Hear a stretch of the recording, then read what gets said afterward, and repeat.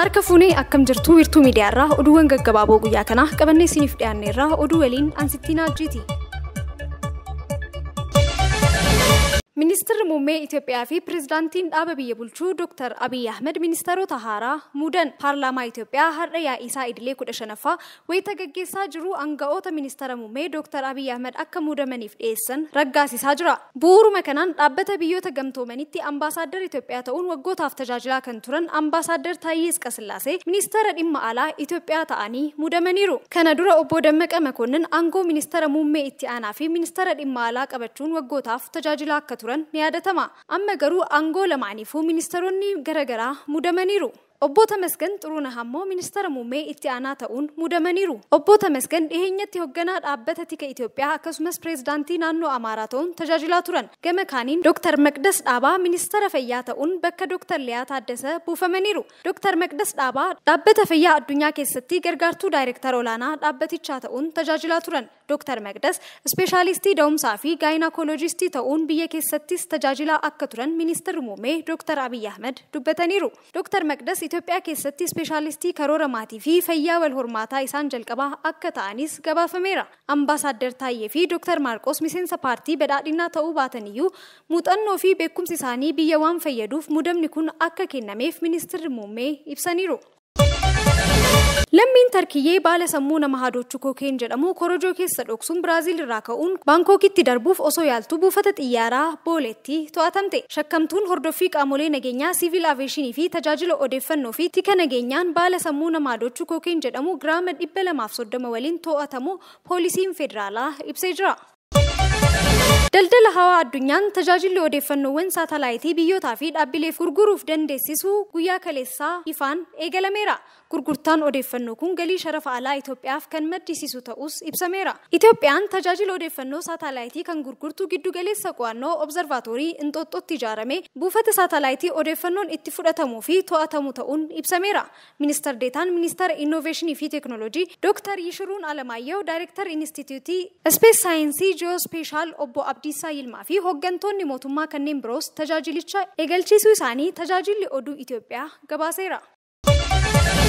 Oduu biyya alaatiin ministeerri muummee Israa'el Benjaamin Netanyaahuu wixinee dhukaasa dhaabuu qophaa'e irratti fooyya'insa hamaas akka godhamu gaafate kufa godhuun Gaazaatti injifannoo guutuun ji'oota keessatti argamuu danda'a jedhan. Benjaamin Netanyaahuu yaada kana kan kennan wixinee deeggarsa Israa'el argattee qophaa'e irratti hamaas fedha akka guutuuf barbaaduu erga tarreessitee boodadha. Ministeerri muummichaa mariin hamaas waliin godhamu eessayyuu hin ga'u jechuun waan hin milkoofne akka ta'es dubbataniiru. Wixineen biyyoota akka US, Qatar, Masrii fi kaan irratti hirmaachuun qophaa'ee waliigaltee dhukaasa dhaabuu guyyoota 135 turu yoo ta'u waa'ee hiikamuu hidhamtoota gama lamaaniin jiru dhiheessii wal'aansa fayyaa uummata Gaazaa jiruu fi kaanis ni haasa'a. Hamaas wixinee kanaaf deebiin kenne torbaan tokko ture kibxata dhagahame. Gaafii gama isaaniin dhiheessee waliigaltichi akka hin milkoofne gochuu akka danda'u namootni keessa beekan himanii turan. Netanyahuun injifannoo guutuun xumuruu malee falli biraa hin jiru jechuun roobii miidiyaaleetti himaniiru. Hamaas Gaazaa keessa ni jiraata yoo ta'e dhumaatii kan biraan yeroo eeggata malee waan hafuu miti jedhan. Qondaalli Hamaas olaanaan Saamii Abu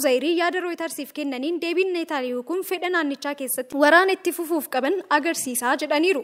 Maddi Masrii yaada BBCf kennan ammoo yaada Netanyaahuu kun dhagahamuyyuu mariin jaarsummaa Masrii fi Kaataariin kamisaa galgala Kaayirootti qophaa'ee ni gaggeeffama jedhanii akka abdatan himaniiru. Masriin qaamoleen lamaanuu waliigalteerra akka gahan ejjennoo isaanii akka laaffisan gaafattee jirti. Netanyahuun yaada Hamaas dhiyeessee fudhatama hadhabsiisaniyyuu malee lola kana dhaabuuf jaarsummaatti kan jiru Kaataar deebii Hamaasiif farra gaarii qabaa jettee turte. Yaada Hamaas marii nagaa gaggeessuuf dhiyeesse Rooyirsii argatee jira. Karoorri Hamaas dhiyeesse marsaa 3 kan qabu yoo ta'u kan jalqabaa guyyoota jalqabaa 45 keessatti hidhatamtoonni gama lamaaniinuu jiran yeroo itti hiikaman ta'a. Marsaa lammaffaan ammoo yeroo hidhatamtoonni wal jijjiiran raawwatee Israa'el loltoota ishee Gaazaa keessaa baaftu ta'a. Inni sadaffaan ammoo reeffa lammiilee isaanii waliif dabarsanii kennuudha. Dhuma guyyaa 135ffaatti waliigalteen dhukaasa dhaabuu ni goolabamaa yaada jedhu dhiyeesse. Waraanni Gaazaa onkololeessa 7 hidhattoonni Hamas daangaa ce'uun Israa'el wayita haleelan jalqabe haleellaa kanaan lammiilee Israa'el 1,300 ajjeefamanii namoonni 250 ta'an ammoo butamanii fudhataman. Haleellaa kana booda Gaazaatti waraana Israa'eliin banameen hanga ammaa Filisxeemonni 27,700 ajjeefamaniiru. Kan hidhaman ammoo 65,000 ni ta'u. Sadaasa darbee waliigaltee dhukaasa dhaabuu torban tokkoof tureen gama Israa'el irraa Filisxeemonni 240 hidhaarra turan gadhiifamaniiru. Hamas ammoo namoota 105 Israa'el buttee turte gadhiisteerti. Oduu Sportiitiin waancaa Afrikaa 34ffaa Naayijeeriyaa Afrikaa Kibbaa injifachuun tapha xumuraatiif dabarteerti. Naayijeeriyaa fi Afrikaan Kibbaa tapha idilee fi sa'aatii dabalataan tokkoof tokkoon qixa xumuraniiru. Garee tapha xumuraaf darbuu adda baasuuf rukuttaa adda bahiinsaa kennameen Naayijeeriyaan galchii 4-2 Afrikaa Kibbaa injifachuun tapha xumuraaf dabarteerti. Waancaa Afrikaa baranaa kan qopheessite Cote d'Ivoire galchii 1-0 Dimokiraatik Koongoo injifachuun tapha xumuraaf darbuu dandeessee jirti. Kanaanis Cote d'Ivoire Naayijeeriyaa hordofuun tapha xumuraaf darbuu mirkaneeffattee jirti. Oduu biizinasiitiin olmaa sharafa alaa guyyaa har'aa yoo ilaallu doolaarri Ameerikaa qarshii 56 fi saantima 25 bitame qarshii 57 fi saantima 37tti gurguramaa jira. Paawundi staarlingiin qarshii 67 fi saantima 81tti bitame qarshii 69 fi saantima 17tti gurguramaa jira. Yuuroon qarshii 60 fi saantima 56 bitame qarshii 61 fi saantima 77tti gurguramaa jira. Frank Swiiziin qarshii 61 fi saantima 59 bitame qarshii 62 fi saantima 82tti gurguramaa jira. Dinaarri Kuweetii qarshii 174 fi saantima 44 bitame qarshii 177 fi saantima 92tti gurguramaa jira. Yohaanni Chaayinaa qarshii 7 fi saantima 7 bitame qarshii 7 fi saantima 21tti gurguramaa jira. Diraamni United Arab Emirates qarshii 13 fi saantima 85 bitame qarshii 14 fi saantima 13tti gurguramaa jiraachuu Baankiin Daldala Itoophiyaa beeksiseera. Waan hordoftaniif galatoomaa jecha oduuwwan gaggabaaboo guyyaa kanaa kanneen turanii sagantaalee wiirtuu miidiyaa birooleen turtii gaarii